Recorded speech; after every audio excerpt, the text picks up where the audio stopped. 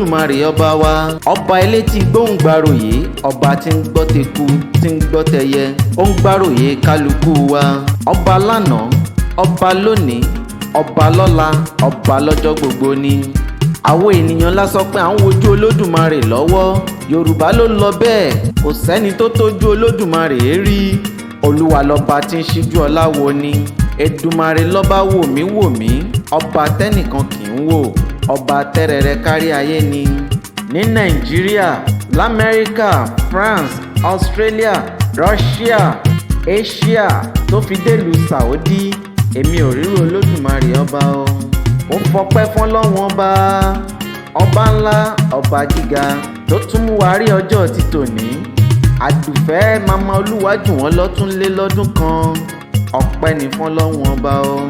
Congratulations to you Madam Adufe EGBEFUNKE Adepeju. Happy birthday to you. Long may you live to reign. Ìgbà ọdún ọjọ́ kan ni fún ẹ o. Àṣẹ lótìtọ́ àti lódodo ni wípé òrìṣà bí ìyá kò sí láyé. Ìyá gan lalábàárò títọ́ fọ́mọ. Àyàfi ìgbà tí mo gbá gègé ìkọ̀wé mú tí mo lè ṣèrántí pàtàkì ohun tí ìyá mi jẹ́ sí mi. Èyí ni mo fi ń ṣe àpèjúwe gègé ìkọ̀wé tí olóyìnbó ń pè ní báírò tí lárúbáwá ń pè ní kálámù. Gègé ìkọ̀wé ṣe pàtàkì. Ọba mi òkè tún fi búra nínú ìwé mímọ́ nítorí wípé olótìtọ́ òun olódodo ni gègé ìkọ̀wé jẹ́. Ohunkóhun tó bá fi kọ sílẹ̀ fún àkàìmọye ọdún kò ní parẹ́, bẹ́ẹ̀ ni àyípadà kò ní débá láéláé. Àwọn ọ̀jọ̀gbọ́n wọn kì í fi àkọsílẹ̀ ṣeré rárá, kó lè máa jẹ́ ìrántí àti ìwúlò ní lọ́jọ́ gbogbo. Mélòó la fẹ́ kà nínú ìwúlò gègé? Gègé kì í parọ́, bẹ́ẹ̀ ni olótìtọ́ òun olódodo ni.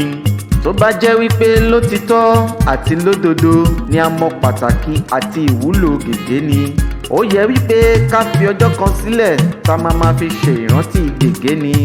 Mo dúpẹ́ fún Olódùmarè ọba tó dá mi, ọpẹ́ fún bàbá èyí tó bí mi sáyé, ọpẹ́ lọ́pọ̀lọpọ̀ fún màmá èyí tó ṣọlọ́kọ̀ mi wá sáyé.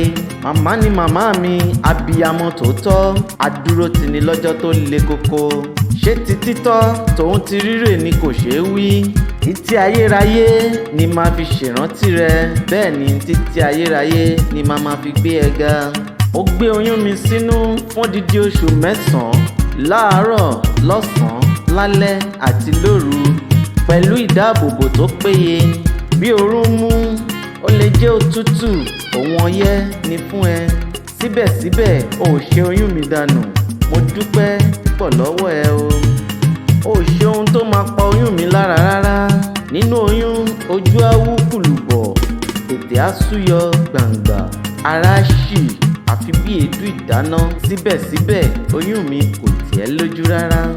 Àbẹ̀wò ọjọ́ ìkúnlẹ̀ ni kò tó wí, tí màmá kú nítorí kémi lè máa bẹ. Ọlọ́run Allah ló tún dá ẹ̀mí padà sí lára. Àṣèyí ṣàmọ́dún ni o. Ìgbà ọdún ọjọ́ kan ni fún ẹ o.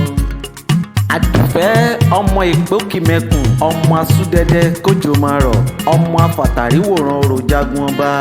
Ìbẹ́yìn lọmọ èpò wẹ́rẹ́wẹ́rẹ́ lóde ìwàyè tí ò ṣeé ro lọ́kọ́, bẹ́ẹ̀ ni kò ṣeé bẹ̀rẹ̀ àfàtú bóòrú ẹjọ́ bóòrú ọ̀ràn. Ẹ̀yin lọmọ ìkúrú ló máa gbà ní abẹ́tẹ̀, àbí àyúnbó, àbí afàpáàdìhọ́ra, àbí wìnìwìnì faragbà, àbí àgbéléyọjú wò. Ìyá mi lọmọ adétùmọ̀fìlà, ọmọ olórùka àgbà, ọmọ ògún àpò, àwọn lọmọ agbọ̀sàmájẹ, ọmọ ṣẹ́gìrì tẹ̀wọ̀n. Màmá Olúwájùwọ́nlọ, ọmọ àgọ́ ọjà, ọmọ ládèrè, ọmọ ìkọ́máfi, ọmọ alágbọ̀n àìjẹ, ọmọ kọ́kọ́rọ́ tí ń bèrè yín ajá jẹ́, ọmọ apẹ́fọ̀njoyè, ọmọ àgọ́màfìjà, ọmọ asálúláyé, ọmọ asálúlọ̀run. Ìwọ lọmọ alùfó òṣàjò, ọmọ aládómọró, ọmọ adó àdógbó, adó àdóyè, adó kéèké agbọn. Ǹjẹ́ tó bá ń gbóhùn ẹnu mi, èmi Olúwajuwonlo, àfáà grandpa akínkanjú ọmọ èyí tí ń forin ewì sọ̀rọ̀ fún aráyé gbọ́ ní kó o ṣohun gbogbo pẹ̀lú ìrọ̀rùn.